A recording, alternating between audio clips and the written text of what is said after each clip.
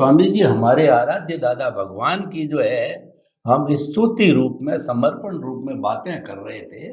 2 सूत्र तो हमने ले लिए, तीसरा उससे भी बड़ा सूत्र व्यवहार जगत का है। और अगर वह सूत्र व्यक्ति चाहे व्यवहार जगत में ही पालन करे तो मैं तो मानता हूं कि वो बहुत बड़ा सन्यासी हो सकता है, वैरागी हो सकता है, वो अनासक्त हो सकता है और मुक्ति को भी प्राप्त कर सकता है धीरे धीरे ज्ञान दर्शन को समझ करके। वो है एडजस्ट एवरीवेयर। कितना बड़ा सूत्र है, कितनी बड़ी इंपॉर्टेंस है, तो कृपया इसको खोल करके बताइए कि ये क्या चीज है और एडजस्ट एवरीवेयर कैसे हो सकते हैं, किन परिस्थितियों में हो सकते हैं, हमारी भावनाओं को हमें किस तरीके से नियंत्रण में रखना पड़ता है। थोड़ा इसको विस्तार से कराइए ताकि कि ये हमारे जो सामान्य दर्शक जो हम जीवन जी रहे हैं उनको जीवन जीने के लिए एक बड़ी कला मिलेगी हमको। तो कृपया बताइए।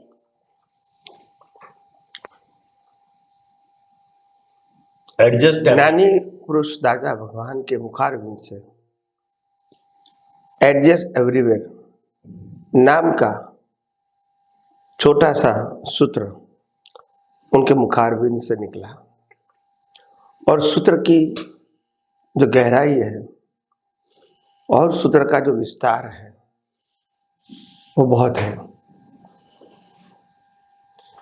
एडजस्ट होना वो व्यवहार से भी और निश्चय से भी काम आता है। एडजस्ट होने का मतलब क्या होता है कि किसी के साथ एडजस्ट होने का मतलब होता है उन्हीं अवस्थाओं को स्वीकार कर लेना विदाउट कंप्लेन एंड क्वेश्चन। और अगर ऐसा होता है तो फिर आगे बढ़ना आसान हो जाता है। और दूसरी बात, आध्यात्मिक जगत में एडजस्ट होने का मतलब ये है कुदरत ने जो संजोग दिया है कोई भी निमित्त से वो कुदरती रचना के रूप में स्वीकार करो ताकि व्यक्ति के प्रति कोई राग द्वेष रहे नहीं, क्योंकि ये जो संजोग आपको मिला है वो कुदरती कानून के मुताबिक मिला है। तो इसीलिए जो संजोग आपको अभी मिला है वो आपको सही लगे या न लगे, मगर ये कुदरती रचना है ऐसा आप समझोगे तो भी आपको एडजस्ट होना आसान हो जाएगा। मूलतः एडजस्ट होने की बात यह है कि व्यवहार दृष्टिकोण से या निश्चय दृष्टिकोण से अवस्था को एज इट इज स्वीकार करो ताकि इस अवस्था को हम आसानी से पार कर सके। तो मेरा कहने का मतलब यह है कि हम आगे जो बढ़ना चाहते हैं इसमें यह सूत्र बहुत काम में आता है ताकि हमारी बाह्य और आंतरिक शक्ति ऐसे अननेसेसरी प्रयासों में खर्च न हो जाए और वो शक्ति हम अपने आध्यात्मिक और सामाजिक विकास में लगाए। मैंने बहुत सारे व्यक्तियां देखी हैं अपने जीवन में, हालांकि सबका अपना अपना एक प्रकृति का रोल होता है और वो भी कुदरती रचना है, मगर एक कुदरती रचना के रूप में जो रोल होता है उसका मैं एग्जांपल देता हूं कि छोटे छोटे व्यक्ति क्या होते हैं कि कैसे वो आगे बढ़ते हैं और कैसे उसको जानकारी मिल जाती है। तो हम जब छोटे थे और अहमदाबाद जैसे ओल्ड सिटी में हम रहते थे और उस समय वहां बहुत सारे लोग बिजनेस के लिए, काम काज के लिए, नौकरी के लिए आते जाते रहते थे। तो एक नई व्यक्ति कैसे सेटल होती है मैं उसका एक एग्जांपल देता हूं। जब कोई व्यक्ति नई आती है तो पहले उनको जानकारी तो कुछ है नहीं, मगर वो क्या करती है जानकारी के लिए अपने इर्द गिर्द जो लोग रहते हैं उनके साथ बैठते हैं, चाय पानी पिलाते हैं खुद के पैसे से और उनसे जानकारी लेते हैं, क्योंकि वो इस इलाके में रहने वाले व्यक्ति है, वहां ये शायद पैदा होगा, ऐसा भी हो सकता है, तो उनको सब कुछ मालूम है, डायरेक्ट या इनडायरेक्ट बातें। तो ऐसे ऐसे करके वो जानकारी लेते हैं, तो जो उस समय वो पैसा खर्च करता है और समय खर्च करता है वो उनके लिए इन्वेस्टमेंट हो जाता है। क्या हो जाता है? इन्वेस्टमेंट। एक्सपेंस नहीं होता है। तो मगर उसका मकसद क्या है कि इंफॉर्मेशन लो ज्यादा से ज्यादा, और वो इंफॉर्मेशन मेरे को आगे बढ़ने में हेल्प करेगा। यस, तो इसीलिए आध्यात्म जगत में भी ऐसा ही है कि आपको आगे बढ़ना है तो धीरे धीरे आपको ये विज्ञान चौगरदम से बाय ऑल एंगल्स समझना पड़ेगा, और इसके लिए आगे बढ़ने के लिए छोटी छोटी बातें समझना, इसको उपयोग करना आपके लिए आगे बढ़ने के छोटे छोटे स्टेप हो सकते हैं, मगर वो बहुत जरूरी है, क्योंकि कोई भी महान व्यक्ति छोटे छोटे स्टेप को पास करके ही आगे बढ़ता है। तो इसीलिए एकदम से कोई व्यक्ति महान नहीं होता है।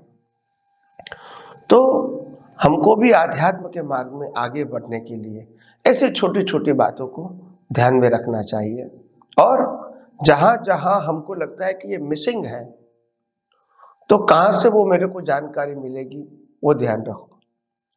तो आध्यात्म जगत में तो अनुभवी ज्ञानी पुरुष आपको सब कुछ देने के लिए तैयार है, आपको बहुत जगह घूमने की जरूरत नहीं है, मगर बात ये होती है हम उनके शब्दों को डायरेक्ट क्या कर जाते हैं, पी जाते हैं, वो करेक्ट नहीं है। इसको डाइजेस्ट करना है और डाइजेस्ट करके उपयोग के फॉर्म में बनाना है, तभी वो आपको उपयोग में काम आएगा। सीधा सेंटेंस काम में नहीं आएगा, क्योंकि उनके मुखारविंद से जो शब्द निकलते हैं, सेंटेंस निकलते हैं, वो उपयोग करके अनुभव करके निकलता है।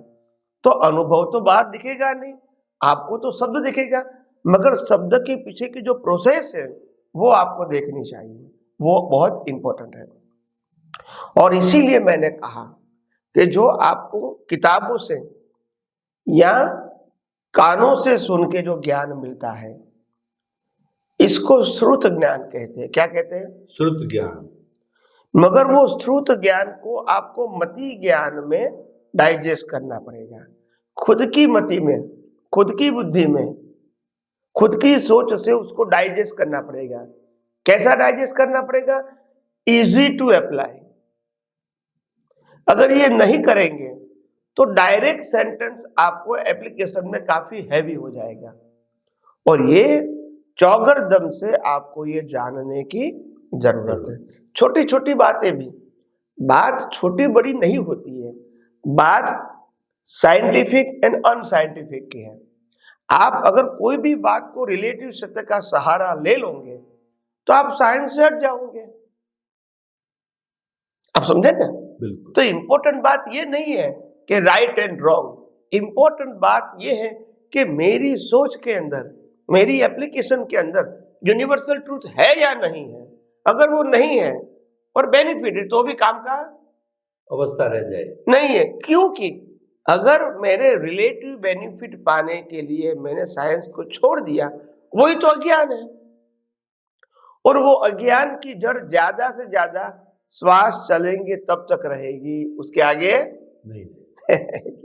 मगर ये विज्ञान जो है वो तो अवतारों से अवतारों कैरी फॉरवर्ड होगा। तो आपको ये कंपैरिजन समझ में आनी चाहिए कि short benefit and long benefit. तो ये बातें जैसे जैसे समझ में आएगी तो आपको मालूम होगा कि इसकी वैल्यू क्या है। तो जानकारी पाना बहुत इंपॉर्टेंट है, और जानकारी को डाइजेस्ट करना एप्लीकेशन के फॉर्म के लेवल में ये बहुत इंपॉर्टेंट है। तो इसीलिए ये मुक्ति के मार्ग में जैसे जैसे आप आगे बढ़ोगे वैसे वैसे बहुत सारे प्रश्न ऐसे भी आएंगे जो रिलेटिव सत्य आपके ऊपर हावी हो जाएगा। क्या हो जाएगा? हावी। क्योंकि वो तो कितने अवतारों का अभ्यास है, मगर वो रिलेटिव सत्य को स्ट्रांगली विज्ञान के हेल्प से अज्ञान मान के उनकी डिवैल्यू आपको करनी पड़ेगी, तभी विज्ञान का पावर आप में बढ़ेगा। और जैसे पावर बढ़ेगा तो आपके लिए एप्लीकेशन क्या हो जाएगा, इजी हो जाएगा। नहीं तो विज्ञान सिर्फ सेंटेंस से सुना है और डाइजेस्ट नहीं किया है, तो वो जो रिलेटिव सत्य रूपी अज्ञान है वो हावी हो जाएगा। तो उसमें क्या होगा, तुरंत लगेगा मेरा क्या, मेरे को क्या फायदा मिलेगा। बस ये सेंटेंस रिलेटिव सत्य हो गया। जब मेरा शब्द आता है तब आपको लगना चाहिए मेरा मतलब प्रकृति नहीं, मेरा मतलब आत्मा। तो प्रकृति हो गई, मतलब आपका ट्रैक बदल गया, फिर साइंस नहीं रहेगा, रिलेटिव सत्य रहेगा। तो इसीलिए ये आध्यात्म के मार्ग में बहुत सारे व्यक्ति ऐसे होते हैं जो बिगिनिंग की जानकारी के बाद स्लिप हो जाते हैं और वो रियल साइंस को नहीं समझते हैं, नहीं पकड़ पाते हैं। हो सकता है आगे जाके एक दो अवतार में कुछ संजोग मिले और वो रियल साइंस समझे। मैंने बार बार कहा है, साइंस वो शब्द या क्रिया नहीं है, वो अनुभूति है। साइंस वो दृष्टि है, साइंस वो विजन है, साइंस वो सेपरेशन है। तो आप शब्द और क्रिया को ही साइंस मानोगे तो आगे बढ़ सकते नहीं है।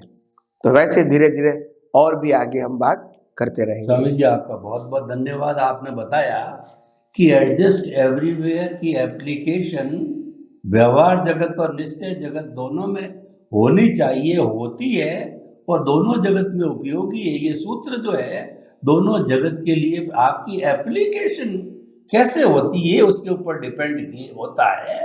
तो आपने बताया कि आप जो है मैं का क्या अर्थ लेते हैं उस पर डिपेंड करता है कि मैं सोहन राज लेता हूं मैं का अर्थ तो मेरा ध्यान से जुड़ गया और मैं उसका अर्थ शुद्ध आत्मा लेता हूं तो मैं निश्चय जगत से जुड़ गया। तो ये मेरा का अर्थ ये हो गया कि मेरा शुद्ध आत्मा का उद्धार हो, एडजस्टमेंट हो, शुद्ध आत्मा पवित्र बने, तो वो दृष्टिकोण अलग है। और मेरा उत्थान हो, मेरा प्रमोशन हो, मुझे लाभ मिले, ये देहाध्यास हो गया। बहुत सुंदर एडजस्ट एवरीवेयर की आपने बात बताई, एप्लीकेशन बताई, इसको हमें करना चाहिए। बड़ा सूत्र हमारे सामने है।